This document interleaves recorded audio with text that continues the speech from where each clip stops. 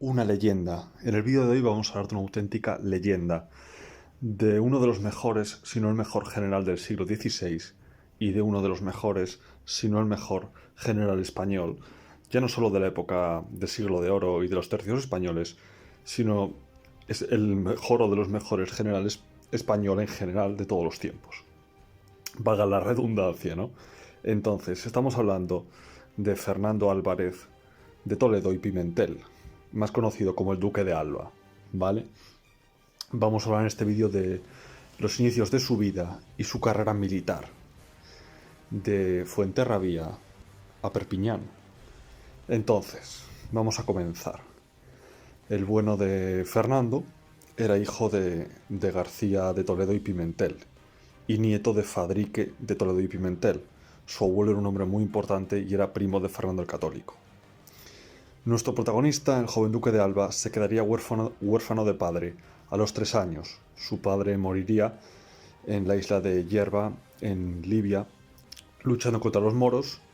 Moriría allí luchando valerosamente, según los testimonios. Entonces, el que se quedó al cuidado de nuestro protagonista fue su abuelo, don Fadrique. Don Fadrique, un hombre muy estricto, un hombre muy severo y muy enérgico. Le dio una educación estricta, pero muy completa. Tenían bastantes caballerizas, por lo que el duque de Alba aprendió enseguida a montar a caballo y la equitación, aprendió la esgrima bastante bien y una formación a nivel de cultura bastante importante. Sabía bastantes idiomas, sabía latín, sabía italiano y francés e incluso un poco de alemán, ¿vale? O sea, tuvo una formación bastante estricta, pero bastante completa. Sabemos que a los 16 años ganó un duelo de esgrima por algún asunto de faldas, algún asunto de mujeres. Sabemos también que dejó embarazada a la hija del molinero y tuvo con ella un hijo bastardo, al cual no reconocería hasta bastantes años después, al bueno de don Hernando, ¿no? Esto fue en esas fechas de juventud. Tampoco sabemos mucho más de la época de la infancia y demás, porque en esa época estas cosas no se registraban, no se consideraban importantes como ahora, ¿no? A los niños se les daba una educación estricta, muy religiosa, muy sobria, que aprendiesen y ya está, que aprendiesen a cumplir con su deber. Había otra mentalidad distinta a la de ahora, entonces nada. A nivel de experiencia militar, la primera constancia que tenemos de que este hombre, de que el duque de Alba, nuestro joven Fernando, tuviese experiencia y contacto con el mundo militar fue en la reconquista de Hondarribia, Fuenterrabía, ¿no? Que era el último bastión franco-navarro que quedaba en la Cuarta Guerra Italiana, ese intento de ciertos sectores navarros con ayuda de Francia de reconquistar Navarra. Pues nada, esa última esperanza de ciertos sectores navarros y de los franceses se esfumaron con el asedio de Hondarribia por parte de las tropas españolas, ¿no? En ese asedio estuvo el duque de Alba, era jovencito, no tendría ningún cargo destacado, ningún papel destacado, pero bueno, ya le serviría para tener un primer contacto con el mundo militar. Su segunda experiencia militar sería algo ya más importante, sería un evento bastante más importante, como el primer asedio de Viena. El enorme ejército del sultán Solimán el Magnífico, del Imperio Otomano, se dirigió a conquistar nada más y nada menos que el corazón de Europa, la ciudad de Viena.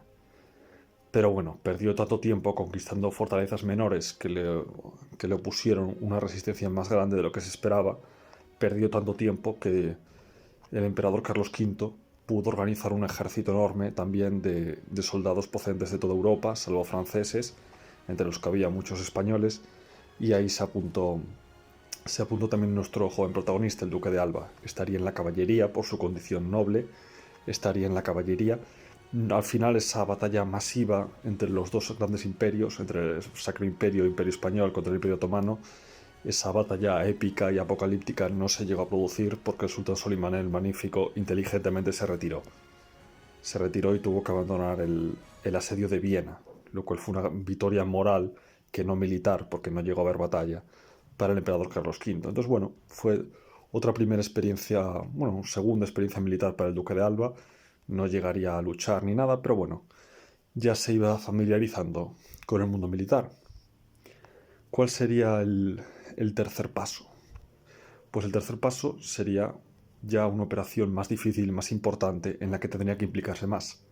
la jornada de Túnez. La jornada de Túnez fue una expedición, fue una serie de combates iniciados por el emperador Carlos V para reconquistar Túnez contra las fuerzas del pirata Barbarroja, que estaba formado sobre todo por moros y una cierta fuerza de élite turca, ¿no? Entonces la expedición estaba formada por españoles y también por voluntarios de toda Europa.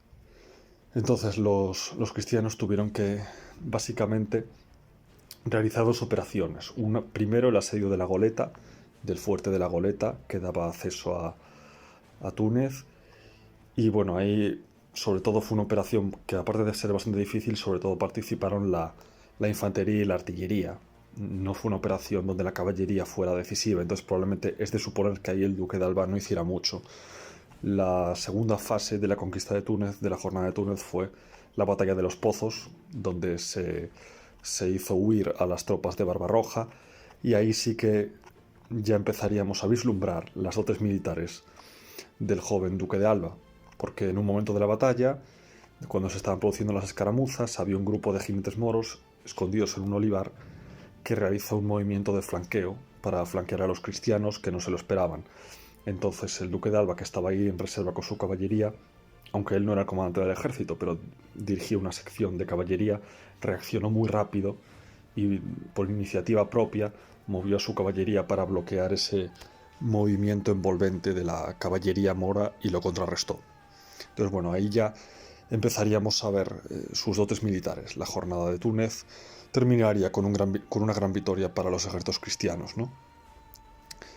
Pero bueno, ya las siguientes experiencias, ahí ya nuestro joven protagonista empezaría también a conocer el amargo sabor de la derrota, ¿vale? No todas las experiencias serían tan agradables. La siguiente experiencia militar sería en la Sexta Guerra Italiana. Él participó en la expedición hispano-imperial a la Provenza para intentar conquistar Marsella, pero el asedio de Marsella salió bastante mal y bueno, los españoles tuvieron que retirarse y fue una operación que salió bastante mal. Comentar que ahí murió, por ejemplo, el famoso poeta Garcilaso de la Vega. El poeta español pues murió en este intento de conquistar Marsella, ¿no? Un intento fallido. Aún así, la Sexta Guerra Italiana terminaría en un status quo, terminaría en un empate entre imperiales y españoles y franceses. Vale. La siguiente experiencia, también bastante negativa, sería la jornada de Argel. La jornada de Argel fue un intento de repetir la jornada de Túnez, también una coalición de ejércitos cristianos para reconquistar Argel y expulsar al pirata Barbarroja nuevamente, ¿no? Pero esta vez la operación saldría bastante mal porque un temporal separó al ejército que ya había desembarcado en tierra de la flota, con lo cual no llegaban suministros, no llegaban municiones y bueno, el ejército de tierra fracasó al atacar apresuradamente las murallas de Argel, tuvieron que retirarse acosados por la caballería mora, tuvieron que intentar reembarcar para volverse, fue un follón y bueno, fue un desastre. Se podría llamar también el desastre de Argel y ahí también estuvo, como ya he dicho, el duque de Alba, ¿no? En la jornada de Argel, ese desastre. Entonces, bueno, a partir de ahí, en 1642, tendría ya su primera oportunidad de dirigir un ejército, un ejército ya como maestre de campo, ¿no? Como general, y fue en la defensa de Perpiñán.